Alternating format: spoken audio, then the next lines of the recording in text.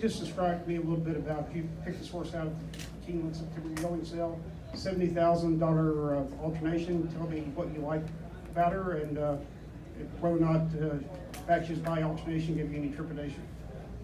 So she sold fairly late at the Keeneland sale, as I recall, but still the average was very high still, probably in the 150 to 175, I would guess. Yeah, over 100. Joel was with us, and I brought Joel to look at the horse, and she was extremely athletic looking. I mean, and if you looked at her today, you know what I'm talking about.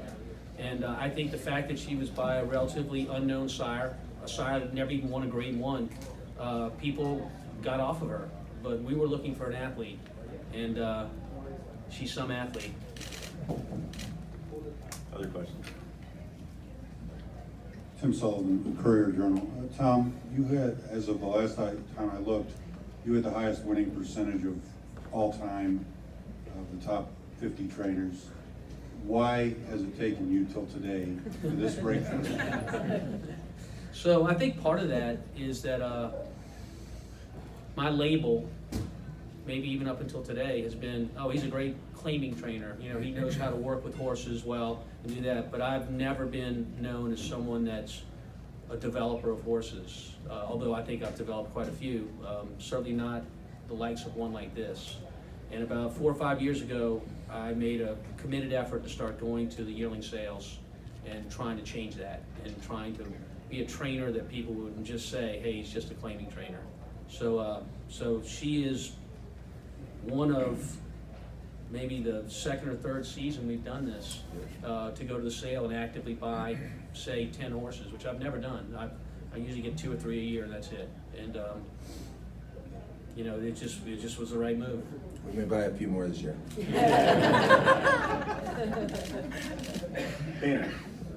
Danny Brewer, horseracingScoop.com. Tom, you've always known she was royalty. I mean, what about now? Everybody else knows it too? Yeah, I'd like Danny. I mean, you and I talked a little bit, and I mean, look, all the signs were there. I mean, she came in the paddock. You can't tell me one of them looked better than her in the paddock. She was shiny and good. She looked great. Her workouts were great, and they were there for everyone to see. We felt we were on the right track with everything we'd done with her management-wise. So we were, you know, look, I didn't bet a penny on her. Let me just get that straight. But I could have bet $1 million on her, and I would have been more happy than I am right now. So, you know, it just went right. You know, it just went really right. Frank Yanks, Blood Horse. Joel, Tom just talked about, I'm right here. Oh, I'm sorry, I'm looking around. He just talked about maybe he's had that reputation as a claiming trainer. What, as an owner, gave you the faith to say, hey, this guy, he can train at the very top levels of the sport? Well, so I've known for a long, long time that I already said it. I think Tom is, you know, the best is a very subjective thing. Tom is amongst the elite in getting horses ready. And then he went to the sale and bought Mo Tom a few years ago. Anybody remember Mo Tom? Yeah. He went to the sale and bought Lone Sailor a few years ago. Anybody remember Lone Sailor, right? So I talk to Tom all the time. One of my favorite things to do is go to the barn and just look at all of his horses for fun. And you can see what he's got, and he's got an eye, and he's proven it repetitively, and she is the Empress of proving it, right? Jose, I've seen you eyeballing the replay. What have you seen just in the past few minutes as you watch it a few more times? Can't believe it. Just amazing. Really, he fought hard. She was ready. I mean, Tom did a great job, man. Other questions? Ron. Ron Flatter from VSIN. Jose, did the track, as you were watching races today and taking part in races today, did you find that it was going to be really good for your filly because it was so kind to speed? Well, the track's been speedy, but my plan was gonna go to a lead even if the track was slow, because I think that's the best spot for her. She's happy there, and that was my plan A.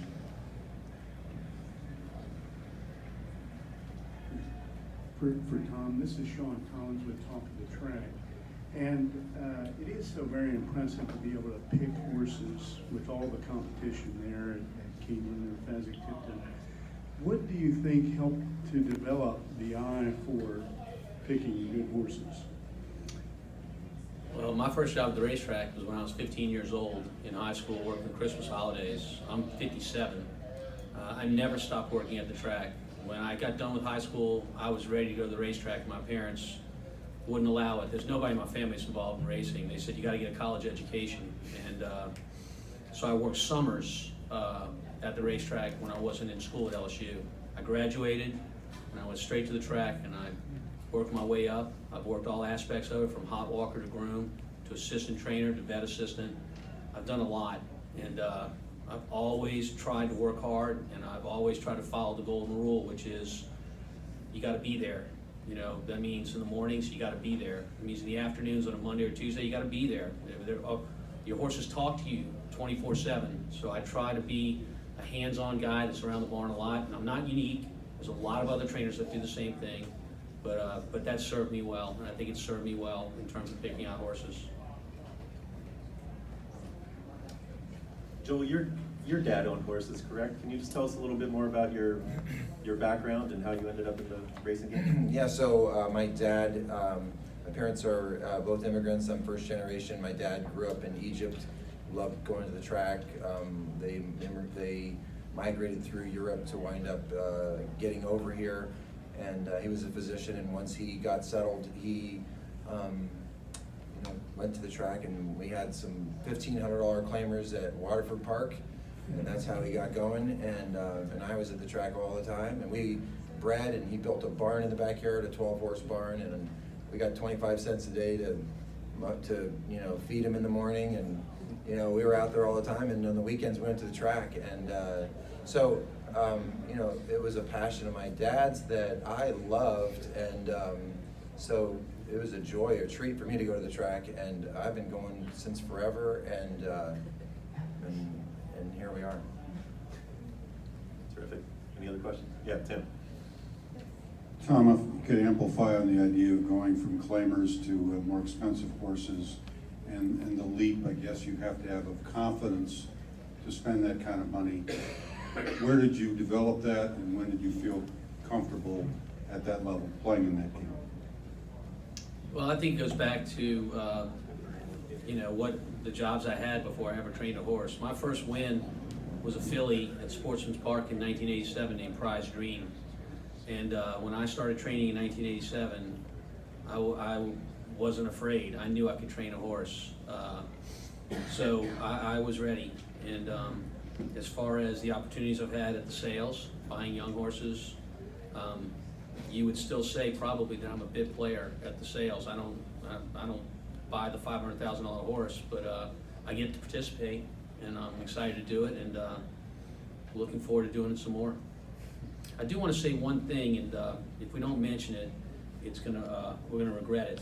So, and that's how this filly was named. So I'm going to let Joel tell you how the filly was named, and also I'll add something to the end of that. But Joel, the stage is yours. So I have 4 daughters, 4 lovely daughters. 3 of them are sitting right here, and 1 is taking her final exams at Virginia right now. And they're all really good singers. They are, really, seriously. And my number 3 daughter, Annie, right there, latched on to the song Africa by Toto. And this was 2 years ago, before the Weezer remake, and it became popular. And she played it and killed it and sang it. And we have a cabin that we kind of retreat to, and we went there, and they sing that thing one night, blasting it for an hour over and over, and it's a great song, and we kind of embraced it, and we had just bought Serengeti Empress, and so we went through the lyrics, and in it says Kilimanjaro rises like an empress over the Serengeti, and so we named her Serengeti Empress. Really, for me, it's a tribute to my family, is what it is. So. And just to add to that, my youngest daughter, who's in social media, Haley, reached out to the band, and when they found out that she was named after the song that they had wrote and sang, they became big fans. So they're now followers of Serengeti Empress. Somehow it always comes back to Toto. Yeah, right. Jose is actually riding the last race. So do we have any last questions for Jose? Well, look, Jose, as well as his brother Irad, they're the 2 best riders in the entire country. I get to go up to Saratoga every year and I don't participate in a lot of those big races, but I do cover them on TV sometimes. So I get to watch that jock colony ride a lot, and that's a fabulous jock colony up there. Those guys are as good as they come, and they're consummate pros. Their life is all around horse racing, and they're studying all the time. And you know, when we worked her here, Jose wasn't even in town, but we worked her, and he was our backup plan because he was saying that Chad Brown had a horse in the also eligibles in this race, and if that horse had gotten in, he was riding Chad Brown's horse. So I explained that to Tyler Gaffleone, who's a very good rider in his own right, and Tyler said, I'd love to work her, and if the horse of Chad Brown's gets in the race and you're going to give me the mount, he said, I'd appreciate it. And I said, that's the deal. If Chad Brown's horse gets in the race, it's your mount. If Chad Brown's horse does not get in the race, it's Jose's mount, and Chad Brown's horse did not draw in. Well, you might be doing double duty on Alabama Day at Saratoga this summer. Can you just tell us a little bit about now what happens going forward with this filly? Wow. You know, I always say, after some of my other wins that don't, in stature, probably don't compare to this, but I always say we're just going to enjoy it, right? So right now, I don't think there's any plan other than to really have a big night. Anybody got any Tylenol? Are there any other questions? Yes. Yes, sir. Bill Marshall, the Augusta Chronicle. Tom, I think maybe part of the problem that you may have had in the past is that some of your owners have given you horses that couldn't outrun you or the owners. So are you speaking in the first person, Bill? First person. I just wanted to ask you winter at the fairgrounds every Right. year. I know you're in New Orleans. I am. We have often thought that because of the shape of the ovals and the length of the home stretch, that the fairgrounds is really the ideal place to prepare a horse for the Churchill Downs. Would you agree with that? So yeah, I think the fairgrounds has a super safe surface, and I think that's a great developmental place for any horse. I'm not the only one that, you know, does things like that. I mean, Asmussen got Gun Runner ready there. He used that track. It's a kind surface. So look, you're trying to put a foundation in your horses, particularly when they're going from 2 to 3, which is when we get down there. We get down there in November, the 2-year-old year for the horses, and it's a great place to lay a foundation. So we ran the Breeders' Cup last year with Serengeti Empress. She didn't run well. She got blocked in the first turn, and it just wasn't her day. We gave her 4 to 5 weeks off. Quit looking at that. I'm talking. I can't help it. We gave her 4 to 5 weeks off, and then we brought her into the fairgrounds, and we got started. You know, and that's what we did. We just got her ready down there.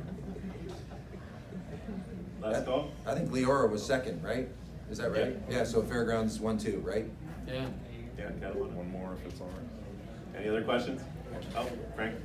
Sorry to hold up the party. Point of emphasis. Look, it's no secret that our industry is facing at least what I consider a moment, a big moment that can go one or two ways. And as far as I'm concerned, with my horses and the racing public as well as the general public, I want to give as much information as I can out there.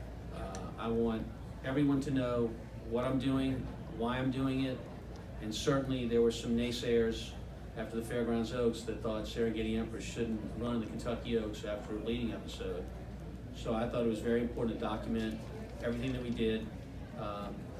And I think that's the new world of racing. I think that we're going to see more and more of that. And there's nothing wrong with being transparent. I'm all for it. All right. The winner of the Kentucky Oaks, Serengeti Empress. When you look back at Serengeti Empress, like last year's champion, Monomoy Girl, started her career at Indiana Grand. And from there, her first stakes win was at Ellis Park. And those horses at those tracks, they're real horses. That's real racing. And that set the stage for what she got to do today. And I'm just very proud of her.